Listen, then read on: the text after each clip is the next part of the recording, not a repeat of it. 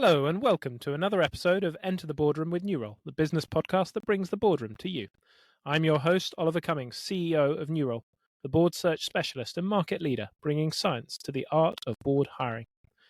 At this point, my marketing team suggested a lengthy piece on why more boards should be using Nurole to hire their next chair, non-executive director, trustee, or board advisor. Rather than bore you with that, I'll cut to the chase. We're the market leader now in the board space, doing 1,000 board placements annually, and we focus exclusively on non-executive appointments, giving us deep and current board search expertise. Our members tell us they want more roles.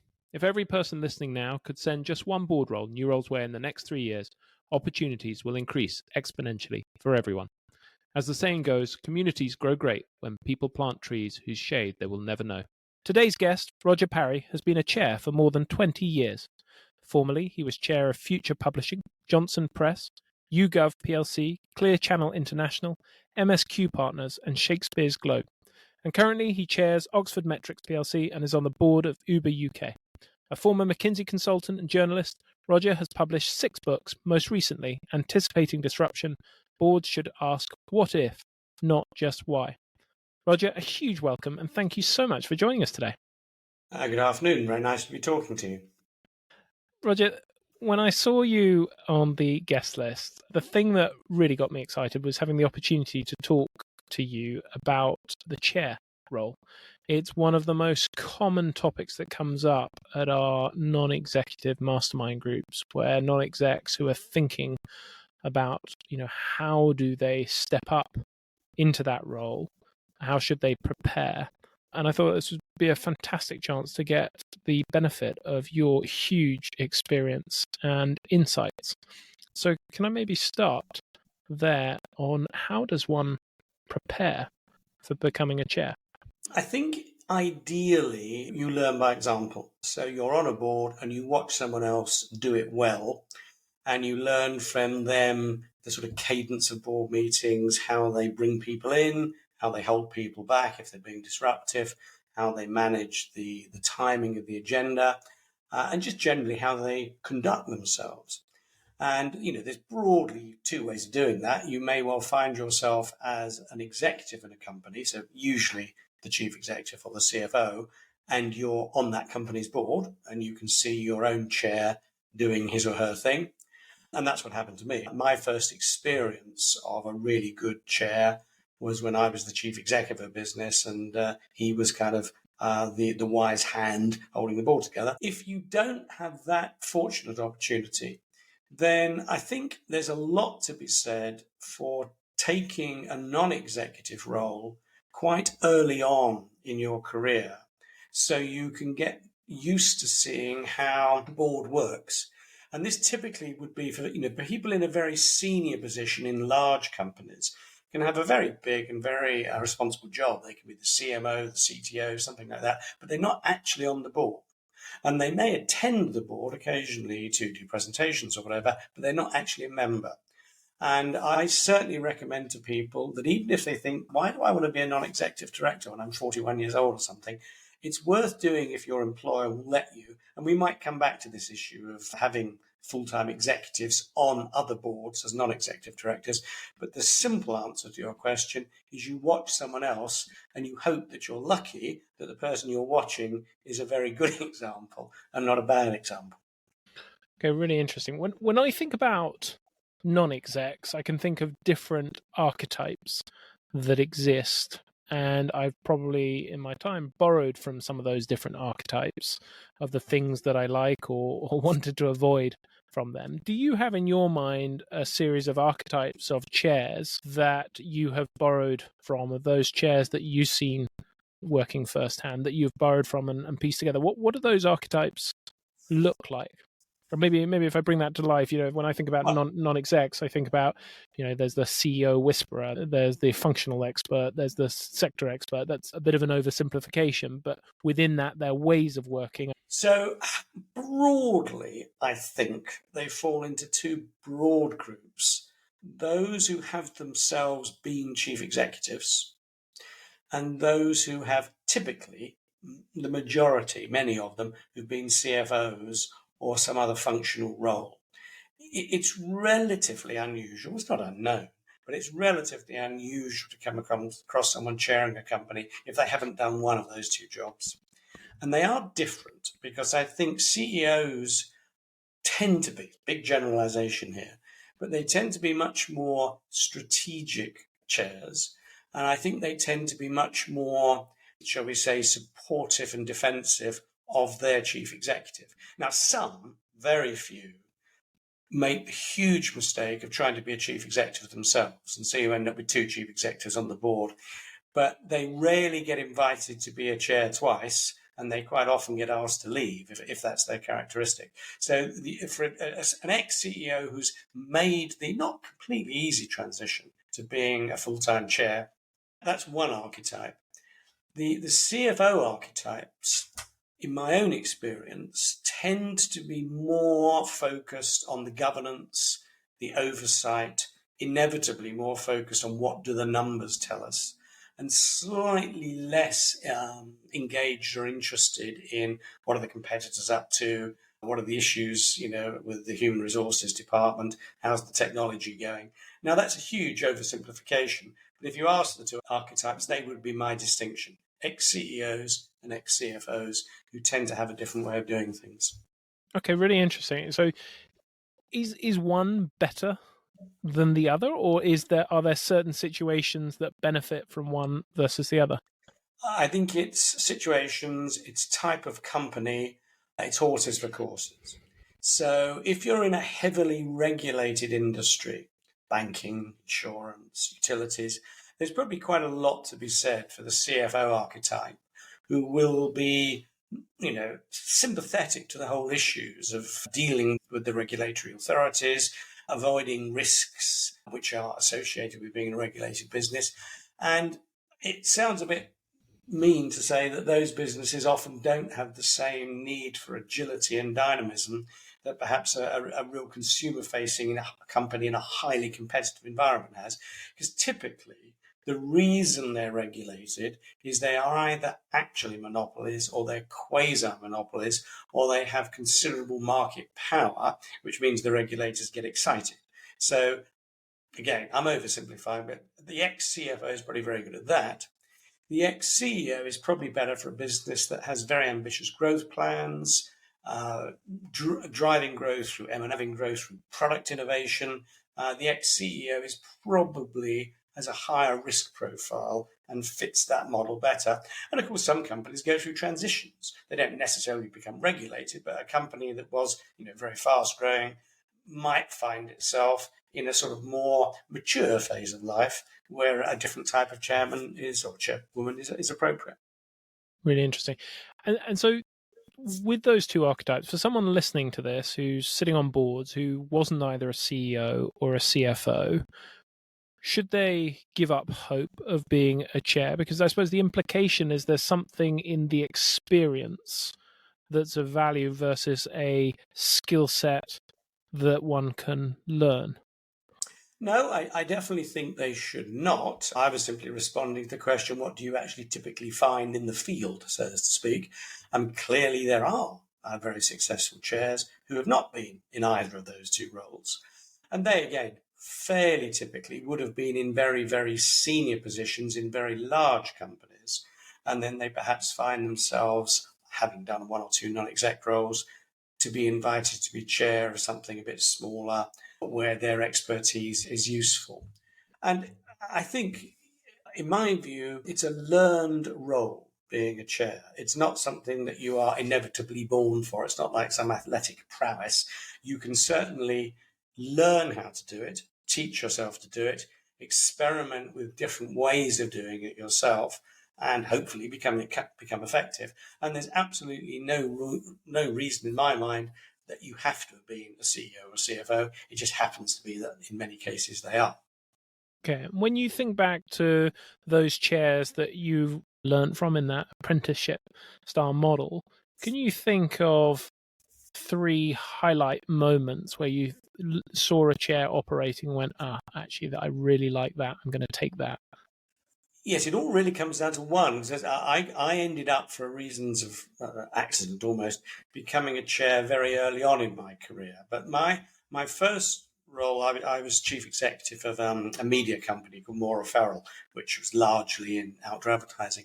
And it was a listed business, FTSE 250. I was specifically brought in to rejuvenate it as chief exec. And as part of that rejuvenation, the outgoing chair and a number of the outgoing non-executives said, we need a new chair to come in. And so I was able to recruit, actually, I'll be part of the process to recruit that new chair. And we got a guy, in fact, here's an example. I think he was actually managing director of United Biscuits. So in fact, he wasn't a listed company CEO, but he was a managing director of a very large thing. And he was probably 25 years older than me. And he was the first one that I saw, up close and personal, who did, I thought he did, an absolutely outstanding job. And I do remember, and that you're going to wince at this because it's a terrible cliche. You'll have heard of this what I'm about to say many times before, but it doesn't mean it's not true. He said to me when we first got together after he'd been appointed that, he had a little phrase which was, your job, i.e. me, is to run the company. My job is to run the board. And I will never step on your toes. I will always support you until, if the day comes, you made a mess of it, I'm the one who's going to fire you. Now, that's a fairly standard speech. I suspect you find it in books all over the place. He'd probably heard it from someone else, but I hadn't heard it before. And it really resonated with me at the time. And I have used that same speech myself when I've taken over boards. And most people, sometimes they groan and sort of, it's not very original, but I think they all sort of get it as actually a pretty profound statement of the relationship between the two jobs. Yeah, I like that. And then I suppose it leads on to the question always of what's the role of the board? If your job as chair is to run the board, what is the role of the board? Which obviously gets some organisations into knots. What they mean by run the board. They mean, what he meant was manage the board process. And what I would mean by it is, my job as chair is to kind of curate the conversation, to manage the agenda so that we spend the right amount of time on the right amount of things, to make sure that the board doesn't become either over-dominated by the executives or over-dominated, which it can be, by a very pushy non-exec or two. I mean, that's the role of the chair. It's not to, like, run is perhaps the wrong word. That's the word he used with me. It is manage, curate, cajole the board. You're not doing an executive role, And I think that's very important. By anecdote, because obviously, like anyone else who's been a chairman for a long time, I get invited to all these kind of chair lunches by the headhunters. And when you chat to your fellow peers, nearly all of them will have similar stories of, what are the classic things that go wrong. And one of the absolute classic things that go wrong is when the chair forgets they're not running the company and oversteps and starts to almost issue instructions. And that just confuses other members of the management team because then they're not quite sure what the power structure is and who the boss is. And so that goes back, I think, to what Frank said to me. By running the board, he meant really he'd keep his fingers out of the executive management of the business. Is there a flip side of that, though? Because sometimes I've seen chairs where I felt like they haven't been engaged enough. And it's almost like when you have a manager who is only ever a coach and never a mentor and only ever asking questions. And actually there are times when, as an exec or an individual, you want the benefit of their wisdom and their guidance and their steer. So can you go too far the other way? Well, I guess you could. I mean, yes, you could, and you do hear examples, and I guess I know one or two examples of very disengaged chairs who do literally just turn up for the board meeting. And sometimes, they're on 3 or 4 other boards or 3 or 4 other organizations, and perhaps they are very disengaged. And that's very unsatisfactory. No, keeping out of the flow of the management decision-making does not and should not at all mean being disengaged. I find sometimes I'm quite passionate about aspects of the business and I have to sort of rein myself back. But you can certainly make a passionate speech in a board about where you think a business ought to be going or why a particular decision is very dangerous or indeed why you think a particular executive is failing. But you're doing that in the context of a board discussion which the executives are listening to and hopefully taking note of. That doesn't, so you can be very engaged. But what I'm saying is what you mustn't do is in a sort of fit of pique say to the chief executive or finance director, yeah, I hear what you say, but this is what we're going to do. Is that right, colleagues? Right, colleagues? That's I think a disastrous situation, because then you've got a chair who's overstepping. Okay, so let's take an example which I've heard people actually in this podcast take both sides of this argument on the example of strategy. You'll hear people say, look, it's the board's role to set the strategy of the organization. And some people will say, well, the chair should take the lead on that. And you'll hear others who will say, no, it should be the exec who take the lead on that. They bring the strategy to the board to review, challenge, and ultimately approve. I've seen people operating on a spectrum there. Some chairs who are pretty hands-on, where they're iterating with the CEO on writing literally the first drafts of that strategy, and others who literally are waiting for the finished version to come for sign-off. I can only provide you with evidence or witness testimony for myself, because I've, apart from that one example which I gave you, which was 20 plus years ago, 25 years ago, I've always been the chair in that role. I can tell you how I do it. I'm not saying this is the right way to do it, but this is what works for me. And this is partly because I'm an ex-strategy consultant, so I quite like the strategy process. What I tend to find, and I must have done now, God knows how many, over the years, probably 30 strategy away days where you put these things together.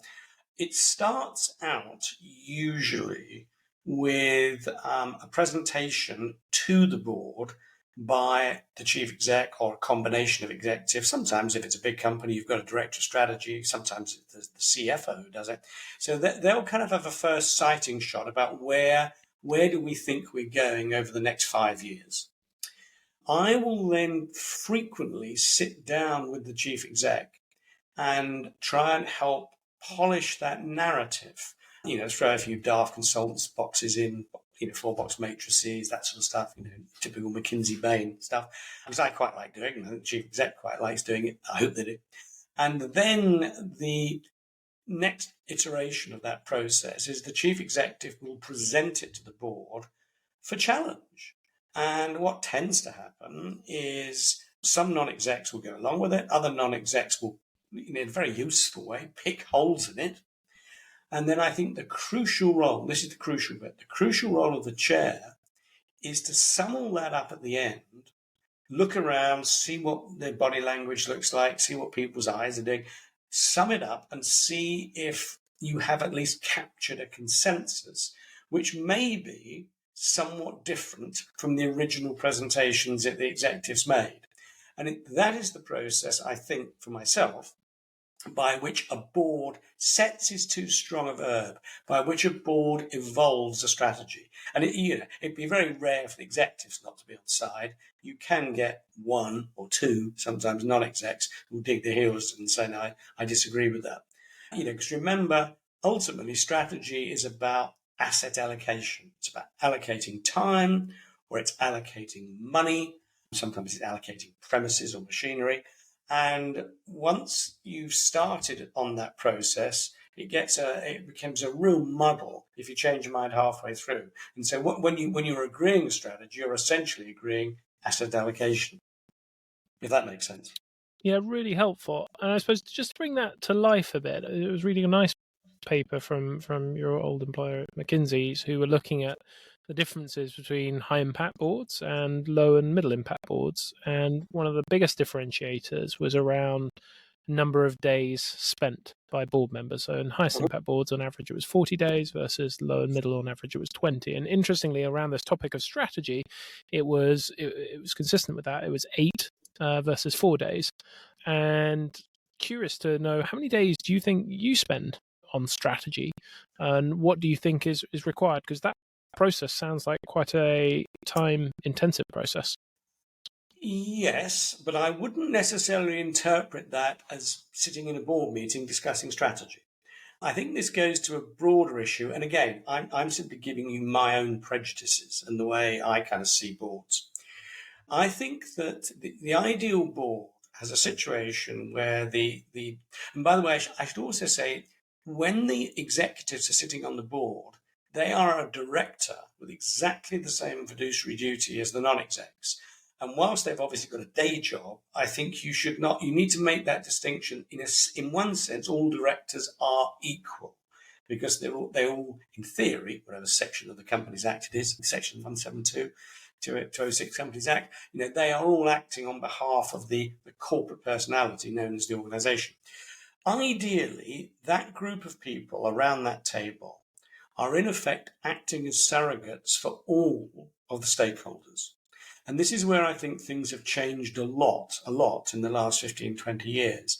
That if you'd have gone back then, the only stakeholder that most people thought about was the institutional shareholder. Now, almost leaving aside the rules in the Company Act, the true reality of every board that I'm involved with is you really are thinking about your customers, your employees, about regulators, about public opinion broadly, about how the media is going to react. And ideally, the non-execs bring to the board, as do the execs, particularly the non-execs, they're reading around the issues. They're fascinated. The best non-execs are fascinated by what the competitors are up to. And they will come to the board meeting and say, I'm doing this, our competitor's doing that, or I saw a piece of research. And the best non-execs are quite widely read. They're reading the newspapers, they're reading the blogs, they're reading the management books. And all of that is, in my mind, contributing to the company's self-awareness and the company's strategy. But it's not happening in a formal board meeting, it's happening outside of it. And in many companies, and I do this with a number of mine, we'll make site visits. We'll go and talk to groups of customers. I've just recently, I'm on the board of Uber, been to a fascinating meeting with a group of drivers in Birmingham to hear firsthand from them what the issues are. And, that's not part of a formal board process, but it does make you a lot more informed when you actually come to the board to discuss things. So in answer to your question, I would typically think most of the companies I'm involved with, I think of it as a day a week, but there's certainly not a board meeting every week, absolutely definitively not. But I'm engaged with it. I'm reading around the edge of it, and good non-execs do the same. Love that. I want to go back to that chair excellence. Are there times that you can think back to where you think, gosh, I really got that right? And what did that look like where you've really felt that as a chair you added value to an organization? Are there recurring archetypes again there that you've seen over time across all your different roles, or has it always been quite unique?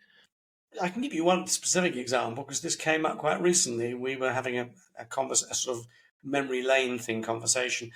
When I first joined YouGov, there were two founders in the business, Stefan Shakespeare and Nadeem Zahawi.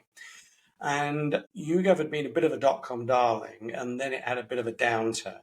And when Nadeem left to be a member of parliament, there was quite a lot of pressure from some of our big shareholders to bring in an external chief executive. Their view was, founders are okay for a bit, but then you need to bring in a big guy.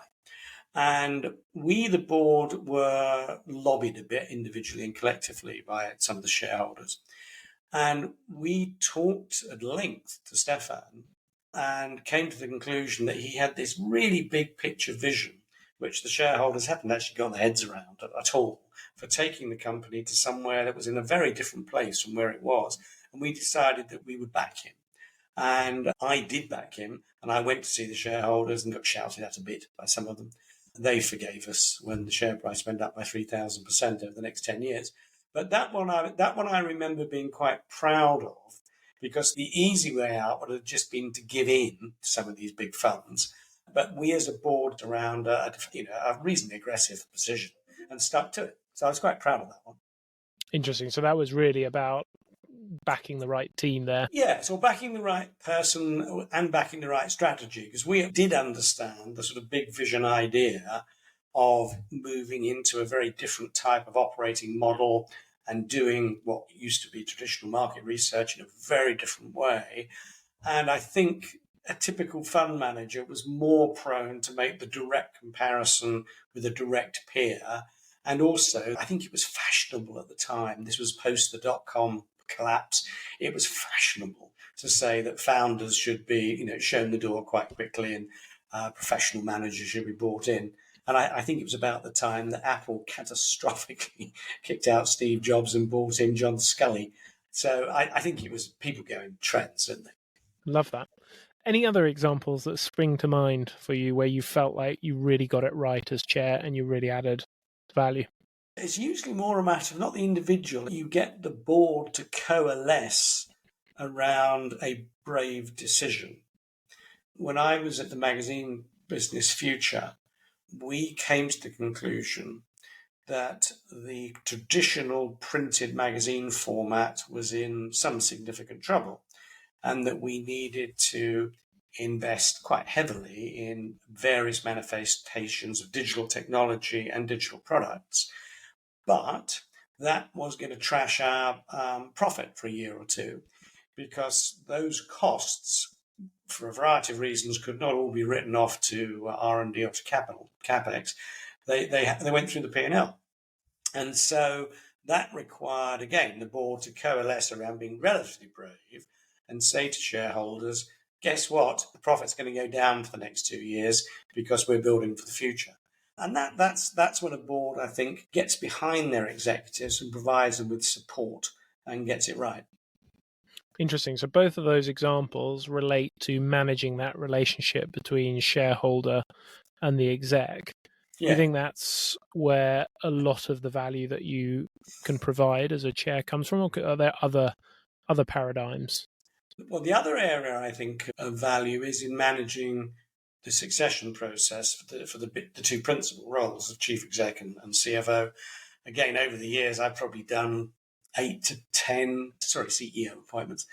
And that does take a lot of time. You end up doing a lot of interviews, and you again have to try and find a consensus amongst your board colleagues as to what characteristics are we looking for, what type of person, what type of experience, and then people react in different ways. Some people just don't like someone after they've done an interview with them, and you just have to try and be a diplomat and smooth that out. And I'm going to keep using the same word, actually, about getting this coalition so that the board doesn't fracture. It doesn't mean that everything is sort of a mindless, floppy consensus, but it does mean you've got to invest a fair bit of time sometimes to trying to get everyone broadly on board and hope that whatever it is, if it's maybe the appointment of an executive, maybe a strategic decision, that they are genuinely comfortable having listened to the debate, having looked at the facts, having possibly had external, consultancy input, whatever it might be, that they've arrived at the right answer. What does that mean in practice? Because I've definitely worked with some chairs where I thought, gosh, they've wasted an awful lot of time having the same conversation with each individual director, and others where actually they've got enormous value by having those sort of back channel conversations. What does that mean in practice for you? How have you got that balance? I try to decide when we are having the same conversation for the third time and not have it again. So I will sometimes get grumpy with a non-executive if they just constantly take a contra position and don't sort of concede on something. Ideally, you have that conversation with them outside of the board itself. I think it's quite rude and quite sort of almost bullying within a board meeting to sort of pick someone up too strongly, though sometimes it's appropriate to do it in the meeting itself. It depends on the robustness of the individual and the nature. But no, I think that going back to the question you asked right at the beginning of this about how do chairs add value, they avoid the time wasting of endlessly going round and round in circles, trying to seek a consensus. I think you get to the stage you need to push that consensus through. And the subtle balance is the difference between dictating the outcome and arriving at that consensus by simply by force of argument sometimes. Now, if we look at the other side of things, as you look back across your various chair roles of things where you look back and you go, oof, I really got it wrong there. Are there any patterns that you see emerging there? I happily admit that my time at Johnson Press, I think that I went along with the consensus view of our shareholders, our analysts, and my fellow board directors that actually the internet wasn't going to be that much of a problem. I mean, that was the prevailing wisdom in the early to mid noughties, that the company was so extremely successful, 30% EBITDA margins, growing rapidly through acquisitions, that we were on the right track by basically doing more of the same. And I can't pretend that I had some great epiphany where I realized it was actually the answer was different. But it is ironic that at the same time, I was also chairman of Future, where we did have that epiphany. And we were extremely paranoid about what we thought the internet might do to us. And we took steps to radically change our business model. And at Johnson, we didn't. And so that probably was not, in a sense, my finest hour. I should have either. I think what I should have done was probably brought in more new board directors, because we had a group of people who were very similar in background and outlook. They were all, mostly, not everyone, deeply steeped in the world of regional and local newspapers. So they really had seen it all. And I think that actually gave them a false sense of, we're going to see this one through. And I probably should have been a bit more robust in trying to introduce more outside ideas. It's interesting. It reminds me of that wonderful Scott Fitzgerald quote of the test for first-rate intelligence is the ability to hold two opposing ideas in mind at the same time and still retain the ability to function. I guess you must have been aware of that at the time, that you had these two contradictory positions, or not. No, I was very much. I think the difference was that Johnson was very high performing and very profitable and had a tremendous fan club amongst the analysts and the investors. Future had been through a near-death experience and was therefore, in a sense, far less certain of its own stability. Ironically, somewhere around 2000 or 2004, the two companies were the top two media shares in Europe in the media sector in terms of share price growth in the year, for extremely different reasons.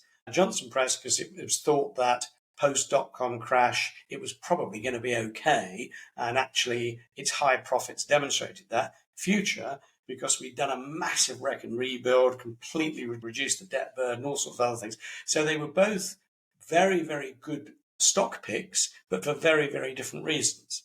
And I think the lesson to me that I take away from that is, if everything seems to be going right, perhaps it is the role of the chair and the non-execs to be a little bit more forceful in saying, supposing the clouds start to form, supposing the sun goes down, what might go wrong? And I don't think we asked ourselves enough in those instances, what might go wrong? Gosh, it's so difficult to do, isn't it? I mean, it reminds me of that wonderful Clay Christensen Innovator's Dilemma, which I'm sure as a strategy consultant you will have read many times. I wonder, though, whether is that realistic? It's easy with the benefit of hindsight to look at the outcome and go, oh, we should have... But what do you think, if you went back in time, what do you wish that you had someone saying to you at that time that you think actually would have changed your behaviour? Yeah, it's a good question, isn't it? I do think I'm going to go back to that point about the makeup of the board. I probably should, because there's very little thing chairs have a lot of control over. They can control the agenda, and that to a limited extent, they can control, if they want to, the membership of the board. And so I think I should have gone for more diversity of thought.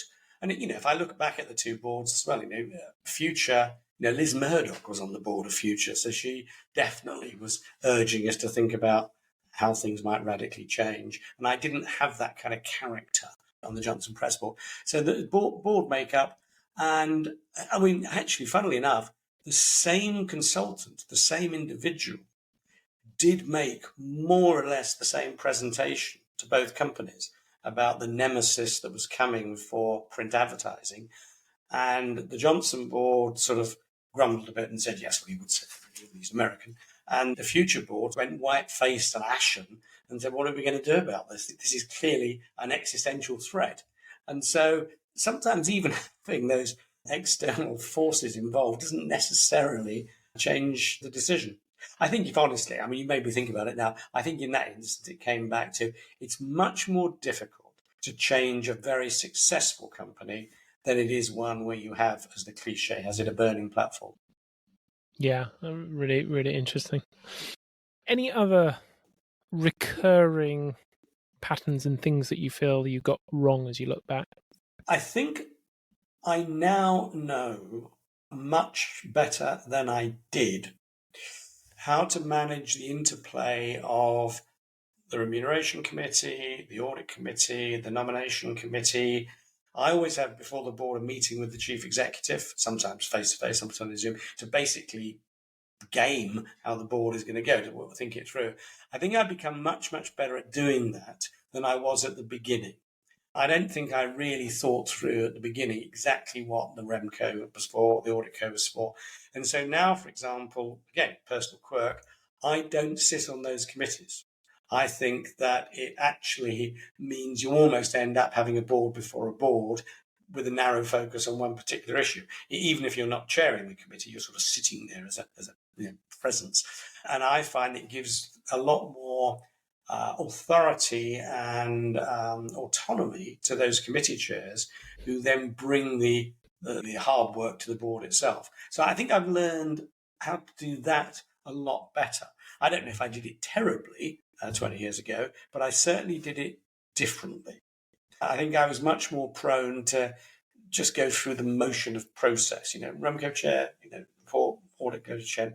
But now you almost get to the stage that the board sets specific challenges to those subcommittees.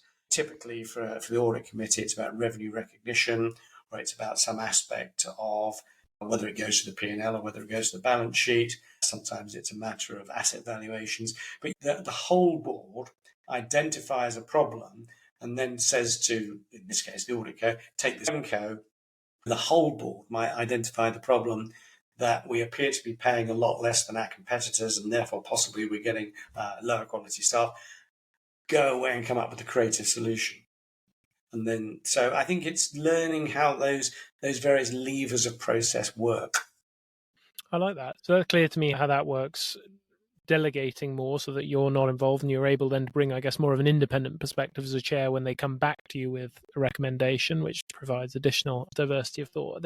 Going back then, if you were going back in time to your sort of start as a chair, and you've talked about the importance of the apprenticeship model and learning from others, you've touched on the importance of sort of CEO or CFO experience. Is there anything else you would do, knowing what you know now, to prepare yourself for your first chair role to ensure that it got off to the best start? And I suppose for someone who's listening to this who might not have had CEO, CFO experience, who might already have gone and sat on boards and tried to watch others learning, is there anything else they can be doing? Well, yes. I think before you take over as a chair, I think you need to be pretty confident that you really understand the economics of the business that you're in. Now, I don't mean by that you understand all the deep operational details, which would be really quite difficult for a non-executive to get a hold of. But you do understand the big economic drivers. So if you're in a business, as many of mine businesses have been, which are supported by advertising income, you need to really understand what's going on out there as that advertising income comes towards you. Why do retailers behave the way they do? Why do ad agencies behave the way they do?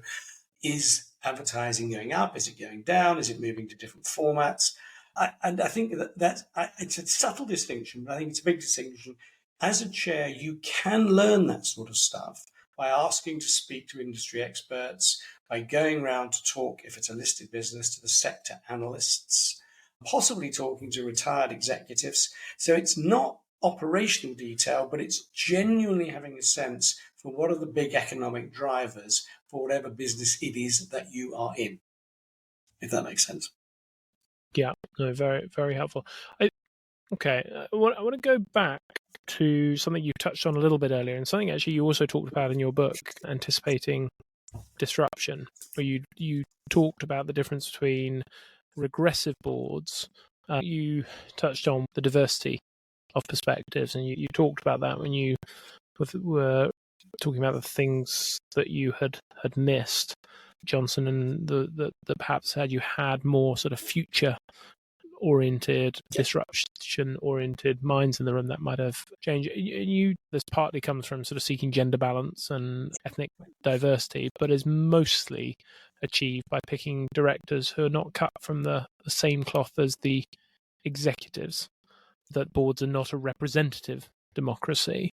Can you just expand on that? What do you mean? What does it mean by not from the same cloth? Because one of the undercurrents I pick up at the moment is that a number of boards are struggling with an increasing lack of experience on their boards, that they, in the interest of creating greater diversity of thought in the boardroom, they have, there are only so many different elements of diversity that you can bring into a boardroom, and each one involves a choice and a cost, and there's an opportunity cost for each. But I'm hearing an increasing undertone from people echoing the sentiment that they're missing some of the experience that they used to have. So I'm really interested to understand what you mean by a different cut of cloth. I think most boards, when you put together your 5 or 6 non-executives, you should always have at least one who is a genuine industry expert, who probably does look, in some ways, quite similar in background to your own executives. They may be very different in style or culture or nationality, but it's quite risky not to have at least one person on the board who really understands the industry. And I also have a slight personal preference. I think the chair either should know the industry very well or have invested the time and effort to really learn about it before taking over as chair. My angle on this, which I know sometimes seems a bit controversial, is that diversity is manifest by diversity of thought more than necessarily really being overly concerned about diversity of gender or diversity of racial background or nationality. You want people who think differently. You could put together a board of every gender and every hue, but every single one of them would have been to one of 2 leading public schools. They've all gone to the same investment bank and they all read PPE at Oxford. That doesn't give you a diverse board, in my view. It might look diverse in the board picture, but it isn't. You really are suffering from groupthink. I think the solution set to the problem you raised, and it is a real problem, about lacking industry expertise, is to invite other members of the management team, to invite consultants, to invite industry observers to come and talk to the board occasionally about things, and very definitely to encourage board members to read around the topic and come to a board meeting armed with, this is what the competitors are up to, this is what's happening in America, this is what I read about in Japan, that sort of stuff. I personally think there is enormous benefit to boards to having, sitting on that board, working executives from another company who are sitting there in a non-executive capacity. It's very difficult to do because high-flying execs, sometimes they can't get permission to do a non-executive role. Sometimes they haven't got the time to do a non-executive role. And so as chair, you have to be prepared to make concessions and you have to be able to move things around. And that brings me back to the point about why I think 6 or 7 formal board meetings a year is probably quite enough, because it's less of an ask to someone to come and do that. Being prepared to perhaps have one of those board meetings as purely hybrid, if it's part of the sort of sequence of approving annual results or something where there isn't a great debate required, it's more or less just procedural. And if, for example, which I've done now twice, you have a UK company that has a great deal of business in the United States and you want to have a US director, a US-based director, the easy concession is to agree that one board meeting a year, at least, possibly 2, will be held in the United States. And so you minimize the impact on that individual. And other examples of that, if you've got someone on your board who is normally resident and working on the West Coast, then you make sure you hold your board meetings in the afternoon in London, because then they can attend without heroic efforts. It's just rude to invite someone to a board if they live in San Francisco and decide you're going to hold it at 9 in the morning, because for the rest of the directors, they probably don't mind. It probably doesn't make much difference. So I think one of the ways of solving the challenge that you just made is to go above and beyond to get working executives on a board. Because remember, they're going to be living daily with issues like, is it better to have a tender offer to buy back shares, or is it better to have a special dividend? They're going to be thinking about things like, what are the risks of convertible bonds as opposed to, issuing equity? Because they're probably living it in their day job.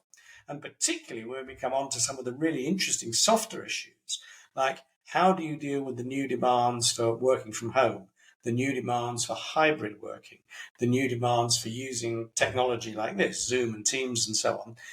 They're doing it every day, and there's no way around this. A 38-year-old full-time executive working for a tech company is going to have a different set of perspectives from a retired accountant who may know an enormous amount about aspects of the corporate world, but they can't possibly have the same perception. And whilst they're not necessarily executives in exactly the same role as your own company guys, they will bring to it a very fresh approach. So that's why I think this is one of the things that people should put a lot more effort into, having working executives sitting as non-executives on your board. I like that. And actually, again, from your former employees, there was a great piece looking at the highest performing CEOs, showing that one of the common characteristics they had was they had at least one independent board role, because it helped them reframe the way that they were thinking about running their own business. So massive advantages to them. Roger, the time has flown by, and it means it's time for the lightning round, where I'm going to say a short question and ask you for a quick response if you're ready. Sure. So first up, the boardroom behavior that irritates you most. People using mobile phones to do their email or to text. I think that they're being paid quite a lot of money. When they're in the boardroom, they should devote all of their attention and effort to what's going on in that boardroom and not be in their mind somewhere else. Quite incredible. What do you do as a chair when you see that happen? I have shouted at people.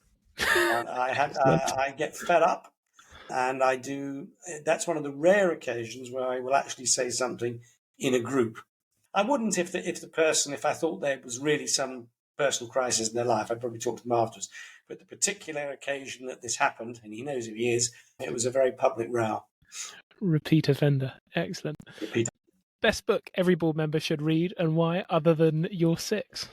My 6. I'm going to give you an answer. I'm going to say Scoop by Evelyn Waugh, because there's more to life than reading management books, and it's a fun book, and you should enjoy reading a good book. I don't believe that there is any one definitive tome. If I had to, I'd go for Jim Collins' Good to Great, but I think you should read a good book that you enjoy.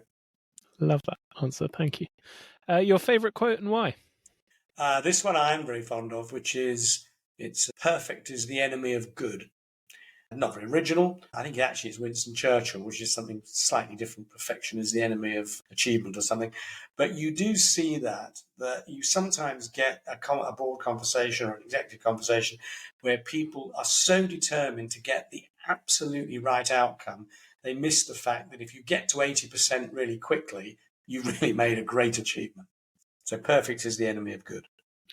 Your most significant professional insight? My most significant professional insight. I think that execution is more important than strategy. You can't run a company without strategy, but ultimately you can have the most magnificent strategy, and if you don't execute, it's a waste of time. So execution is what really matters. You can model it, you can manage it, you can assess it, and you should reward people who do it well. I love that. And that from someone with a strong background in strategy. Yeah. The worst professional advice you've ever received? That would be the internet is a passing fad. Excellent. Which I have received in those very words. Yeah, that would be the worst advice. And last but not least, what 3 things should anyone listening to this take away from it if they take nothing else? I'm going to actually plagiarize here. There's a guy called David Beattie, who's a Canadian board guru, and he's got this really neat framework. He finds a really neat framework, and he talks about boards have, what does he talk about? Hindsight, oversight, and foresight. And he says the problem is traditionally boards spend a lot of time on hindsight, what has happened, a lot of time on oversight, are we well governed, and not nearly enough time on foresight. So one key thing is boards have to make themselves look forward and not simply manage the day-to-day, because that should be already being done by the team. What else can I? Second one, you want three, do you? I think probably the thing I mentioned at the beginning, the quote from Frank Knight, that the chair runs the board and the chief exec runs the company. And perhaps, as we discussed, runs is perhaps the wrong word. So the chair oversees the board and the chief exec runs the company. And then the third one, which again we've already touched on, I think it is a really powerful approach when the board directors act as surrogates for the stakeholders. So they bring the stakeholders' issues to the table. They take the view of the customer, they take the view of the competitor, they take the view of the employees and so on, so that those voices, albeit second-hand, are actually heard around the board table. So they'd be my three. Look forward, CEO chair distinction, and this surrogacy idea. Brilliant. Gosh, Roger, thank you so much. That has been fantastic. It feels like there's another book, at least, if not several, to come out of all the richness of the things you've been covering there. So really appreciate you taking the time. I very much enjoyed it. I hope it produces a good podcast for you. Thank you very much. And thanks to all of you listening. We've been blown away by the incredible feedback about how this podcast has been helping you get board roles and become better board members. This podcast is for you, so if you'd like to suggest guests, topics, difficult challenges, or you'd like to share stories about how the podcast has impacted you, or have suggestions on how we can improve, please email podcast@nurole.com. That's podcast@nurole.com, and let me know. I'd love to hear from you. Otherwise, thanks again for listening, and look forward to having you back here for the next discussion.